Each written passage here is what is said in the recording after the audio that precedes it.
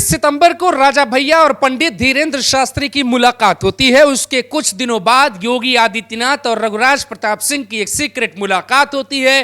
30 अक्टूबर को राजा भैया के फोन में एक वीडियो आता है और दिसंबर के किसी दिन एक बड़े कार्यक्रम की नींव रख दी जाती है। आखिर राजा भैया को क्या जिम्मेदारी मिली और कौन सी ऐसी बात है जिसके बाद पूरे देश की सियासत में भूचाल प्रतापगढ़ लेकर आने वाला है।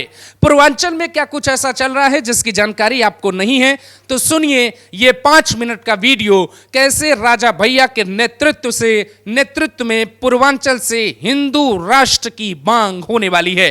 दरअसल 20 सितंबर को दोस्तों राजा भैया गए थे मध्य प्रदेश के छतरपुर में, जहां पे उनकी मुलाकात होती है पंडित धीरेन्द्र शास्त्री से। वो पंडित धीरेन्द्र शास्त्री से जब मुलाकात करते हैं तो कैमरे पर उन्हें इनवाइट करते हैं। ये बात आपने सुन ली होगी, लेकिन कैमरे के पीछे जो हमारे सोर्स कहते हैं, जो राजा भैया के करीबी हमारे सोर्स हैं, वो बताते हैं कि राजा भैया ने एक बड़े कार्यक्रम की भूमिका रखी थी और कार्यक्रम का पूरा प्रेजेंटेशन बनाकर वो बाबा बागेश्वर यानी पंडित धीरेन्द्र शास्त्री के पास गए थे। उस कार्यक्रम में लाखों की संख्या में लोग आएंगे और उस कार्यक्रम में देश भर के महान संतों को मंच पर जगह दी जाएगी, जिसमें एक संत का नाम है जिनका नाम है पंडित धीरेन्द्र शास्त्री।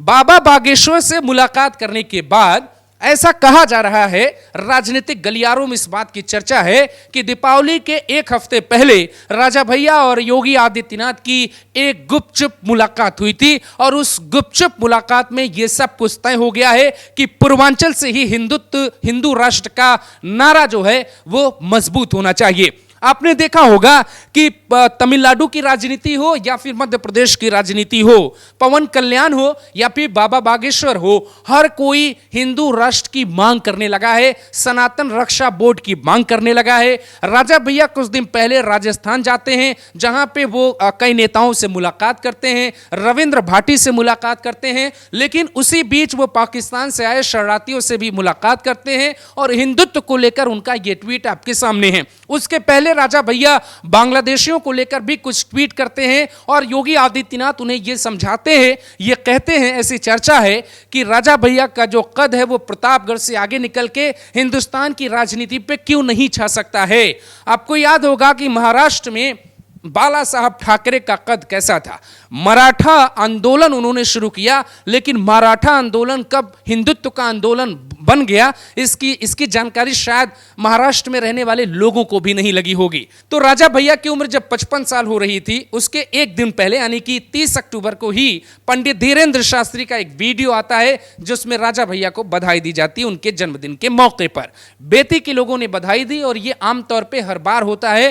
पूरा प्रतापगढ़ उन्हें बधाई देता है, उनके समर्थक आते हैं, उन्हें माला फूल पहनाया जाता है, तमाम तरीके की बातें होती हैं। लेकिन ये वाला जो जन्मदिन था वो बहुत खास होने वाला है, क्योंकि राजा भैया को योगी आदित्यनाथ ने जिम्मेदारी दी है हिंदुत्व की अलख जगाने के लिए। इसीलिए खबर यह है कि प्रतापगढ़ में एक बड़ा कार्यक्रम होगा, जिस कार्यक्रम में तमाम संतों को बुलाया जाएगा। लेकिन राजा भैया ही क्यों और योगी आदित्यनाथ ने यह जिम्मेदारी अपने पार्टी के किसी नेता को न देकर राजा भैया को क्यों दी, यह भी समझिए। कुछ दिनों पहले या कुछ महीने पहले आपने देखा कि राजा भैया ने योगी आदित्यनाथ का सभी विधायकों के सामने कैमरे पर सदन में योगी आदित्यनाथ का पैर छुआ।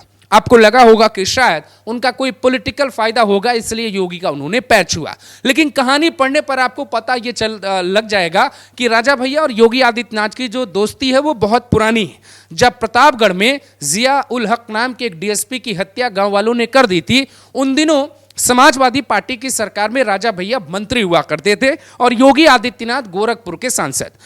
उस दौरान भी योगी आदित्यनाथ राजा भैया का बचाव खुलकर करते और योगी कहते कि ये सब जो है समाजवादी पार्टी करवा रही है और ये सब इसलिए हो रहा है क्योंकि आजम खान के इशारे पे राजा भैया को फंसाया जा रहा है। क्योंकि जिया उल हक का मामला था तो मुस्लिम नेताओं ने इस पूरे प्रकरण को बहुत जोर से उठाया और उसी का काउंटर करने के लिए योगी ने 10 साल पहले एक बयान दिया था। दोस्तों जरा सुनिए आप। वह प्रारंभिक रूप से पुलिस की लापरवाही का नतीजा है।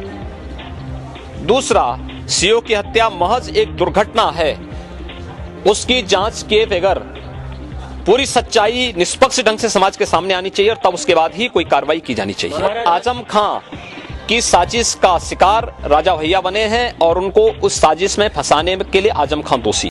सीधे तौर पे आप कह सकते हैं कि राजनीतिक दुश्मन या राजनीतिक दोस्त जब भी किसी के होते हैं तो उसके अपने फायदे अपने नुकसान होते हैं। बीजेपी के साथ राजा भैया के रिश्ते क्या हैं, इस बात पे चर्चा नहीं होनी चाहिए। चर्चा इस बात पे कर रहे हैं कि राजा भैया के रिश्ते योगी आदित्यनाथ से कितने मधुर हैं। हमने आपको एक प्रकरण बताया जिया उल हक का, ऐसे 20 से ज्यादा प्रकरण है जब राजा भैया के लिए योगी आदित्यनाथ ने राजनीतिक मर्यादाओं को भी लांघ दिया। उसकी पूरी कहानी आपको कभी और सुनाएंगे, लेकिन फिलहाल खबर यह है कि प्रतापगढ़ से शुरू होने जा रहा है कुंभ मेले के बाद हिंदू राष्ट्र की मांग को लेकर एक बड़ा कार्यक्रम, और शुरू होने जा रहा है देश में सनातनियों के जगाने के लिए एक बड़ा कार्यक्रम, जिसमें देश भर के संत आएंगे। नेतृत्व की जिम्मेदारी मिली है रघुराज प्रताप सिंह उर्फ राजा भैया को। आपको क्या लगता है, अगर राजा भैया नेतृत्व करते हैं तो क्या सनातनियों को जगाने में जो ताकत मिलेगी वो कोई और नहीं दे सकता है?